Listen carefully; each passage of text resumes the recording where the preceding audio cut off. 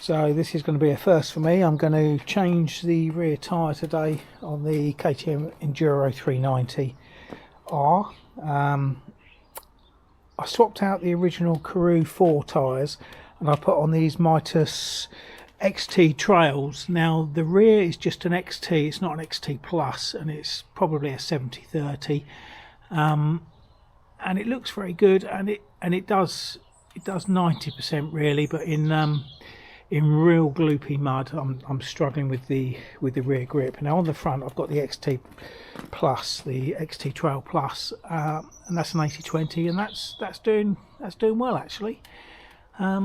So what I've decided to do is change it and fit a tracker.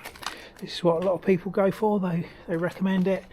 So I'm going to stick it on there and see how I get on. So this is going to be my first attempt at changing a tyre on a motorbike myself. I'm going to try it first with this spanner, which is obviously what I'd have with me on the trail. If I can't get it undone, then I'll use the breaker bar, but yeah, let's give it a go and see how I get on. Well, that came out nice and easy, no drama there. I managed it with the small 24 spanner.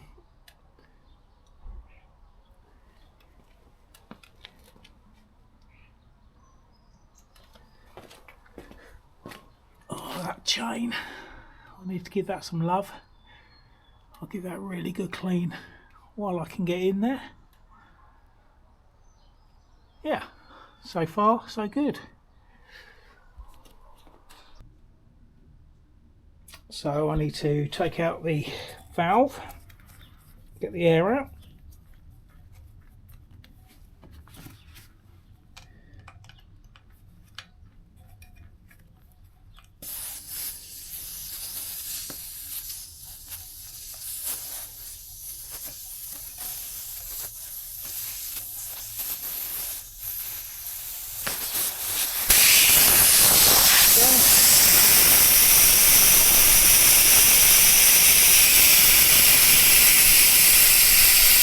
Now to break the bead. Let's have a go at this.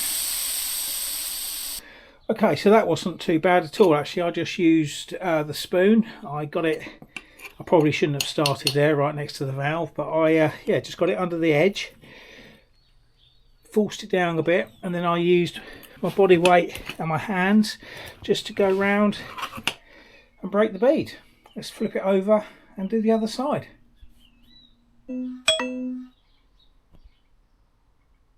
Yeah, that was the same as well. I just pushed it down a little bit and then used my knees just to put some force and break the seal. Okay. So I've got the first spoon underneath. I'm using a little bit of cardboard there just to protect the wheel rim. I do need to get some wheel protectors. Now I've got this longer tyre lever which I'm going to use because I've only got one of these small ones, so I do need to get another one to take with me on the trails, but I'm going to cheat a little bit and use this big one and see how we go.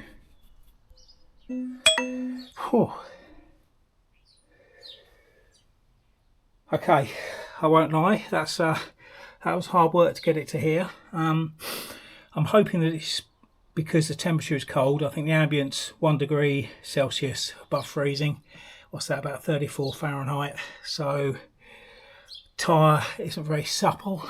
I'm hoping also that maybe these Mitas are just hard sidewalled and the tracker will be easier to get on. But so we've started, and yeah, I've sprayed it with some silicone spray. I don't know whether this is a good idea or a bad idea or what, but I can always wipe it all off. It's pretty safe for rubber. That's what it's designed for. So it's what I've got. So that's what I'm going with. Well, she's off, but I can't say that was the most fun I've ever had. That was hard work. Yeah, she's off. Right, hopefully, I'm really hoping the tracker is a softer tyre. Oh God, I bet it's not. We'll see anyway. Got to get on with it. So the temperature, as I say, is just above freezing here today. So probably see some of my breath. So a little trick I saw was heating the tyre up. So the wife's at work. I've borrowed her hairdryer, and let's give that 5 minutes. See if we can make the rubber a little bit more supple. While that's warming up, I'll put some air in the new inner tube. I'm gonna try this new one, Michelin, I think, and then I'll keep the original one just as a spare.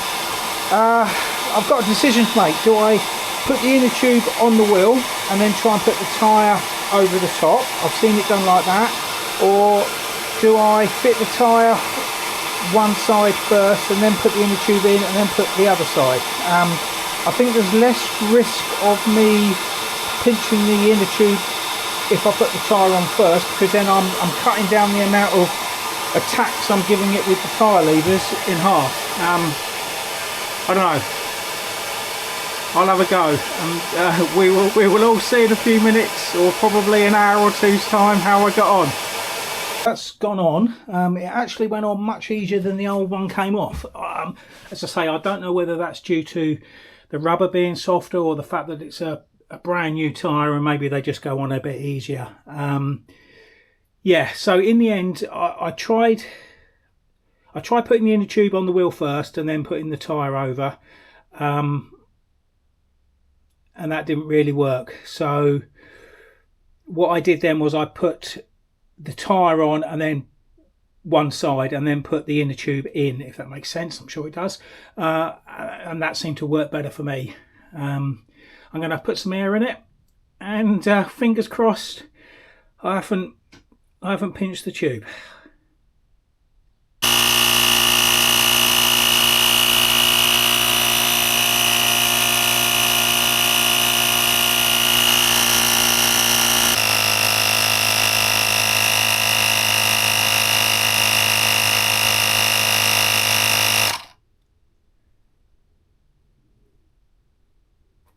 Okay, let's put it up to 29 psi, see if it holds pressure at 29.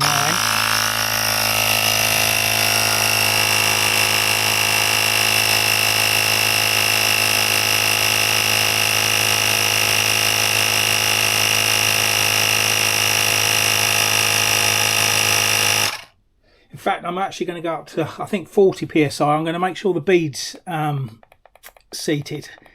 Probably need to go to let's see how high it goes. Let's go to 48. I don't know what the maximum psi pressure is on the tyre. Let's have a look.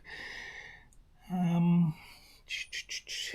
it's going to be, I can't see, but it's going to be more than 50 psi in there. I'm not going to run it. I just want to make sure that bead's seated.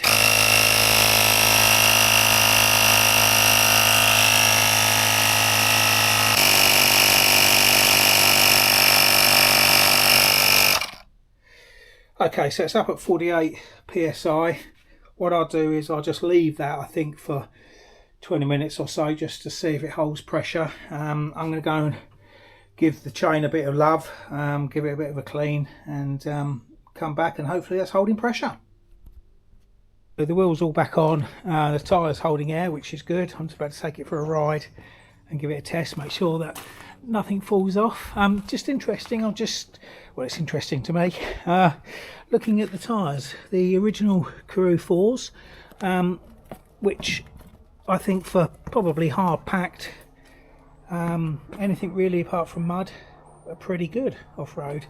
Then we've got the Mitas Enduro XT Trail, again very good, apart from in the mud, that was letting it down. So now we've gone to the Mighty Tracker, which is probably going to be awful on the road, but we'll see. Right, let's give it a ride and see what happens.